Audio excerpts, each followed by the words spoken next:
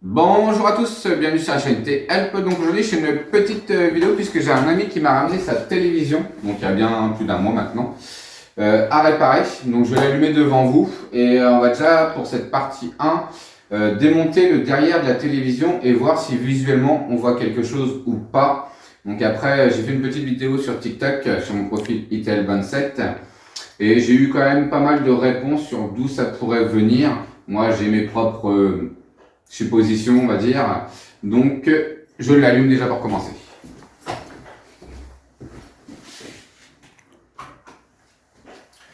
Donc,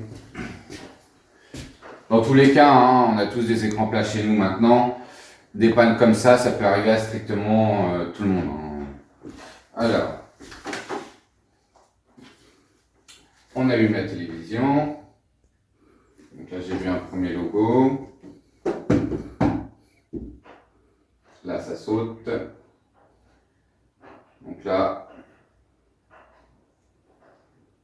ça saute plus. Si ça saute, saute. Hop là. Donc je sais pas si ça se voit. Rapproche-toi. On va refaire un rallumage. Donc là, on a l'écran qui n'est pas tout à fait noir. L'écran saute. Donc je vais la éteindre. Hop là. Et la rallumer. Et là, bien ça. On va voir si on peut changer de chaîne, de trucs comme ça. Forcément, j'ai pas la télécommande. Ah, voilà.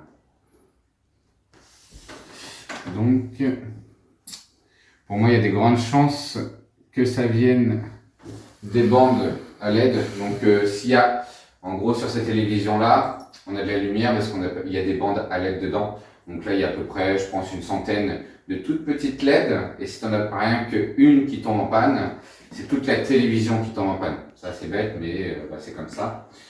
Mais là, le problème, c'est que... Donc, on va voir... Voilà. Approche-toi. Donc là, on peut voir qu'il y a le logo qui devrait apparaître par là, là, qui apparaît et se retire. Normalement, quand une LED lâche vraiment, l'écran devient noir, puis on peut utiliser le flash de son téléphone pour voir qu'on voit quelque chose dedans. Là, quand ça saute comme ça, c'est plus compliqué, ça peut venir d'autres endroits. Donc dans tous les cas, je vais démonter la télévision. Donc là, je vais la mettre sur le côté, enfin en gros à plat. Hein. Donc là, j'ai mis la télé à plat. Donc j'ai mis une couverture en dessous, hein, puisque le but c'est pas de recasser sa télé encore plus. Et l'écran est quand même très fragile. Donc là, bon, il y a une prise Péritel derrière, donc c'est au moins un écran plat qui a quelques années. Hein. Il y a un port HDMI, deux ports HDMI. Donc ouais, c'est une télé qui a minimum 6-7 ans, mine de rien.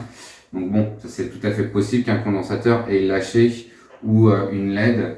Après, ça arrive dans certains cas hein, que la poussière rentre, parce que là, il y a des sorties audio ici. Et quand il y a pas mal de poussière, et ben, ça a tendance à faire parasite et ça peut faire merder la télévision. Donc là, je vais la démonter. Donc c'est assez simple, hein. Dans tous les cas, il y a des vis, des vis. Donc cette vidéo là sera en deux parties je pense, puisqu'il va y avoir forcément quelque chose à changer dessus et à commander. N'hésitez pas à prendre des photos ou même une vidéo hein, pendant que vous démontez. Ça vous évitera de ne plus vous rappeler où vont les choses. Des fois ça paraît simple, mais quand on remonte, on a l'air d'un con. Ça m'est déjà arrivé plein de fois. Hop là.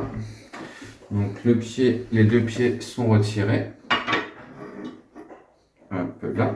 Donc là je vais retirer vraiment toutes les vis qui est autour. Donc la dernière vis est retirée. Donc après c'est l'étape qui est des fois un petit peu plus chiante.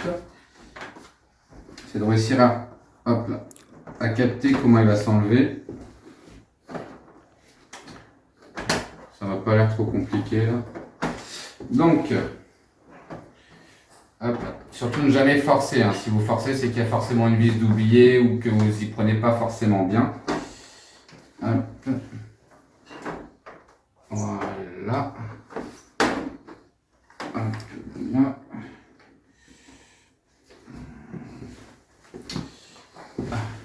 Tac. Comme ça. Ça. On le passe par là. Et voilà.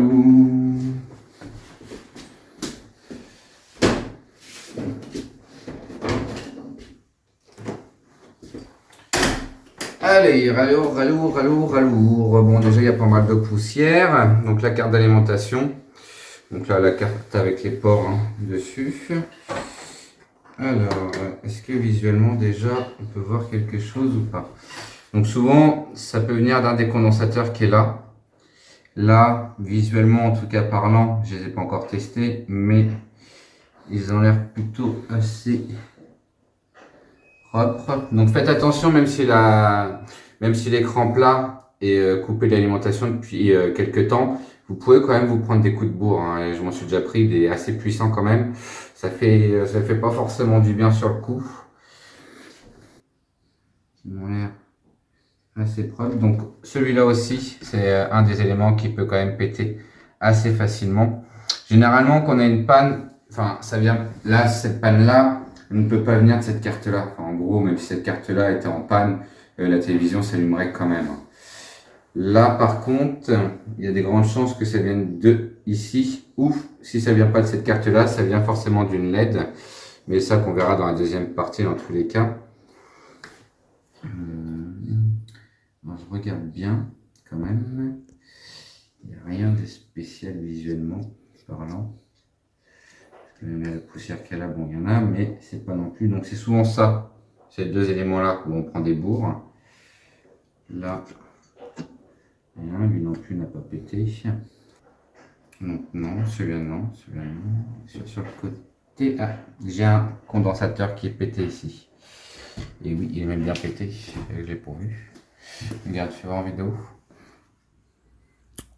Ah, je sais pas si on voit bien, si on voit bien le petit trou là. Donc j'ai bien un condensateur de pété. Donc ça va faire un condensateur de à changer. Donc bah ça c'est plutôt pas mal. Donc bon, alors est-ce que c'est l'origine de la panne ou pas? Je sais pas. Donc il a pu péter après que la télé commençait à merder. Dans tous les cas, je vais regarder si j'ai un condensateur en rab. Ceux qui sont là. Ouais. Donc après, il ne faut pas remplacer un condensateur par n'importe quel condensateur. On verra ça dans la partie 2. Donc moi, dans la partie 2, je vais retirer la carte d'alimentation.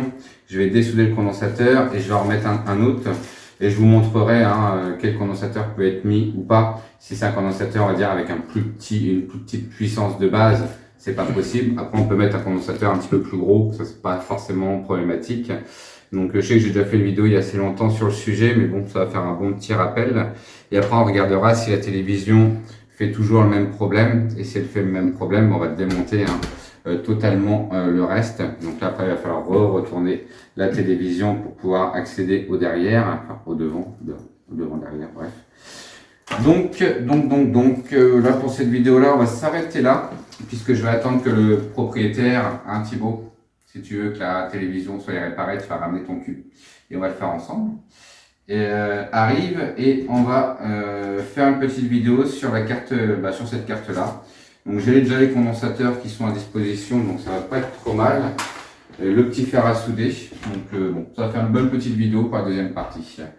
Donc si cette première partie vous a plu, je vous invite à mettre un petit like, un petit commentaire et je vous retrouve partie 2.